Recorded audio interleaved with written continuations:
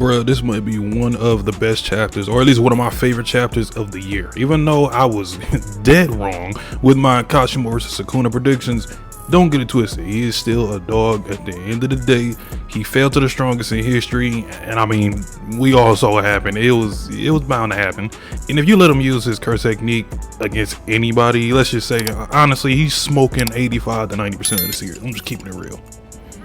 We open up with a cold panel of Sukuna in his OG forearms form and looking like a fucking demon, and the chaotic energy is radiating from this man, and the panel in general is just intense. With this body, Sukuna can now form hand signs and chant incantations to amplify his curse techniques. Man, Gojo he wasn't lying when he felt like Sukuna was holding back. Really holds some weight now, but we ain't getting into that. He's dead. It's over. This is the form also slated to have took out the Elite Celestial Squad and the 5 Void Generals, even though we already kind of knew this from chapter 219, but he did it with the Kamatoke and the Heaton. I'm guessing that's how that's said, and we now have the name of that trident-like weapon that was with Sukuna in that color page.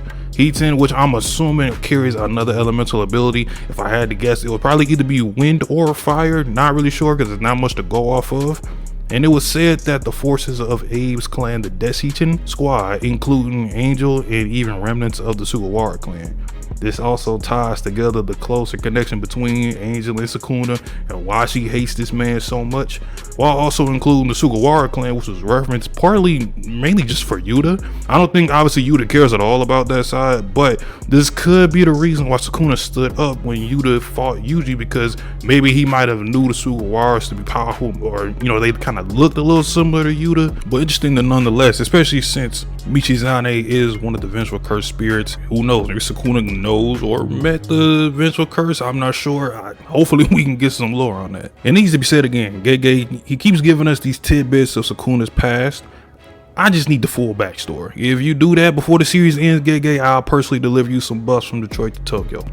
Now Kashimo, with his x-ray vision apparently in the mythical beast Amber, is, to say the least, marveling at Sukuna, calling him utterly immaculate. Hell, get off that nigga dick, bro. What is you doing? And beautiful. Pause, bro. Hey, I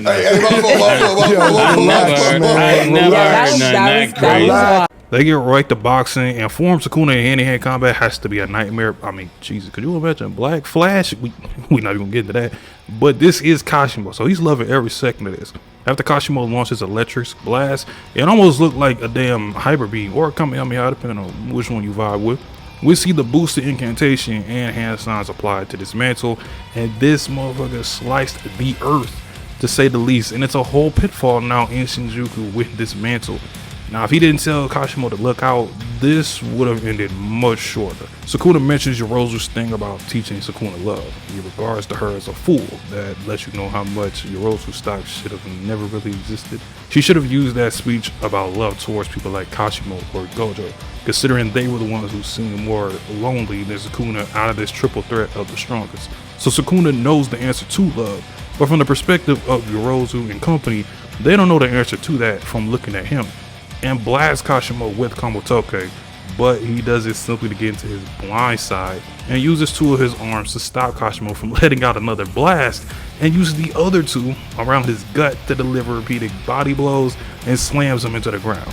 By the way, Mortal Kombat 1, I need y'all to give me a cool ass Goro in the new DLC, or at least another one, because I'm telling you, be printing money with some of these JJK fans, they will buy it. And as Kashimo looks forward as he's being pushed back, a huge fence net of, I'm guessing, cleaves, because cleave has always been applied to have multiple cuts, but it could be dismantled as well. Flying slashes towards Kashimo, and we get into the afterlife, and we already know where this is going. Just like Jogo and Gojo, Kashimo in his OG Edo period old man body tells Sukuna many challenged him not to curse him, but simply for validation for their strength. Sukuna in this space tells Kashimo, "You asked me about how I could show love to those beneath me. Well, if me looking them dead in the eyes and slaughtering them isn't love, I don't know what is." And Sukuna's ideology towards strength is exactly what some predicted to be mine as well. Sukuna lives off his instincts and his animalistic approach to life.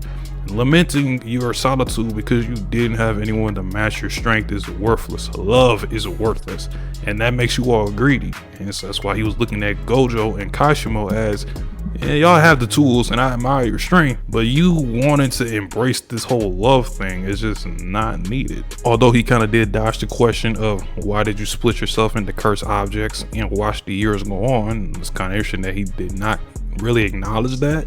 But on Sukuna, he probably did want to prolong his life to continue what he's been doing and to gain more knowledge too. Sukuna eats if he wants to eat. If he sees an eyesore, he'll kill him. And if it entertains him, he'll play with them for a bit. This is how he lives, and if others can't understand, it's not his problem.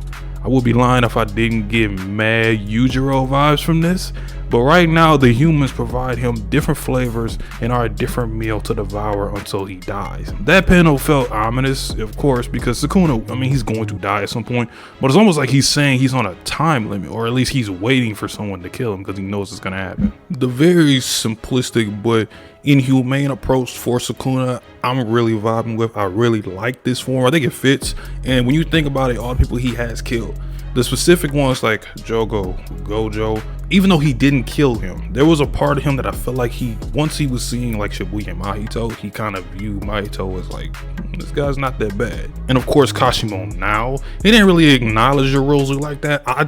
Maybe she just never really interested in him, especially with that ability. And even though the main expansion, he just was not moved. But this does confirm that if Sukuna is, he doesn't care about showing love like that, but him being able to slaughter people and tell them they're strong, that's his equivalent. This is like, hey, you tried me, you didn't really stand that much of a chance, but you were strong. I give you that. I'm gonna remember you. And as the restless gambler Hikari's domain breaks, which we can assume we probably got that jackpot, he and Urame, who does look pretty agitated, descend, and in one of the coolest panels in the entire series, the domain is shattered in the background and Sukuna is looking up to see what this brat could possibly do. We got Higuruma and Yuji descending, looking badass. Going into battle, Yuji is finally ready to tackle Sukuna again. And we got a 3v2 tag team match next chapter with Higuruma, Yuji, Hikari versus Urame and Sukuna. First things first, RP Kashimo. He was a dog, he was a savage, he was definitely a smoke demon. But I mean, he just ran into the strongest. It is what it is. But Sukuna's hand form, man, it's badass, and I think it has definitely lived up to the hype.